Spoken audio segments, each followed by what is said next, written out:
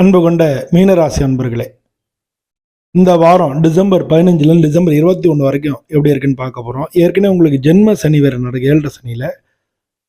உங்களுக்கு 4வது வீட்டில் குரு பகவான் வக்ரமாக இருக்கார். ஸோ அதனால் அது மட்டும் இல்லை 6-12 ராகு கேது இருக்குது. இது உங்களுக்கு எந்த மாதிரியான ஒரு பலனை கொடுக்கும் அப்படின்னு நம்ம பார்க்க போகிறோம். 6ஆம் வீட்டு அதிபதி சூரியன் 10ல் தொழில் ஸ்தானத்தில் இருக்கிறதுனால, குரு பார்வையில் இருந்தாலும் குரு வக்ரமாக இருக்கிறதுனால உங்களுடைய மேலதிகாரிகளுடைய ஒத்துழைப்பு கிடைக்காம இருக்கும். வேலையில் சங்கடங்கள் ஏற்படலாம்.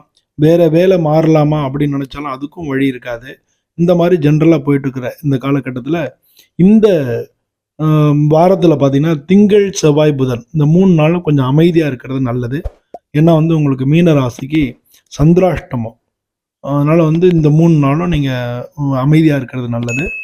வியாழன் வெள்ளி இந்த 2 நாட்களில் உங்களுக்கு எல்லா காரியங்களும் சக்ஸஸ் ஆக ஆரம்பிச்சிடும். வியாழன் வெள்ளியில் உங்களுக்கு நீங்கள் நினச்ச மாதிரி எல்லாருடைய ஒத்துழைப்பு கிடைக்கும். காரியங்களில் வெற்றி கிடைக்கும். நீங்கள் பிஸ்னஸ் பண்ணிட்டு இருந்தீங்கன்னா அதுலேயும் உங்களுக்கு புதிய மாற்றங்கள் கிடைக்கும். இதெல்லாம் வியாழன் வெள்ளியில் கிடைக்கும். சனி ஞாயிறை பொறுத்தவரை தொழில் ரீதியான மாற்றங்கள் நீங்கள் ஏற்கனவே நினச்சிட்டு இருந்தீங்க இல்லையா, தொழில் ரீதியான மாற்றங்கள், அந்த மாற்றங்கள்லாம் கிடைக்கும். கிடைக்கிறதுக்கு உண்டான செய்தி கிடைக்கும். மாற்றங்கள்னு நீங்கள் நினைக்க வேணாம், மாற்றங்கள் ஏற்படுறதுக்கு உண்டான வாய்ப்புகளும் செய்திகளும் கிடைக்கும். அதை நீங்கள் யூஸ் பண்ணிங்கன்னா வருங்காலத்தில் பண்ணிக்கலாம். ஏன்னா இது ஒரு ஷார்ட் டேர்ம், ஒரு வாரத்துக்கு உண்டான பலன் தான் பார்க்குறோம். அதனால் அதை நீங்கள் புரிஞ்சுக்கணும். பொதுவாக உங்களுக்கு ஜென்ம சனின்றது உடல்நிலை கோளாறுகள் இருக்கலாம். அந்த உடல்நிலை கோளாறுகள்லாம் இந்த வாரத்தை பொறுத்தளவில் உங்களுக்கு திங்கள் செவ்வாய் புதன் கொஞ்சம் அதிகமாக உடம்பு நெகட்டிவ் தாட்ஸ் அதிகமாக வரும்.